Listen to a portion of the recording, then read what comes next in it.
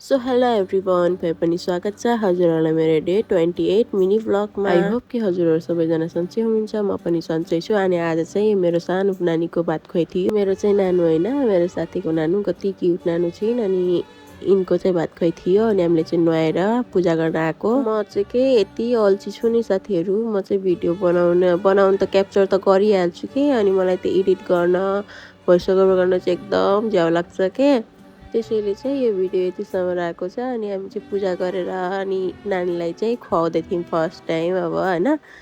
खुल्यो नानीको पनि अब खाने भइन्। अनि फेरि हामी मन्दिरदेखि घर आएर चाहिँ हामी सेलिब्रेसन गर्दै थियौँ केकहरू काटेर। अनि यो भिडियो चाहिँ धेरै पहिलाको हो। म चाहिँ एकदम अल्छी छु के साथीहरू, हजुरहरूले मोटिभेट नै गर्नुहुन्न, सब्सक्राइब फलो नै गर्नुहुन्न नि त। त्यही भएर अनि यता खाना पनि रेडी भयो, खाना खाँदै थियौँ सबैजना।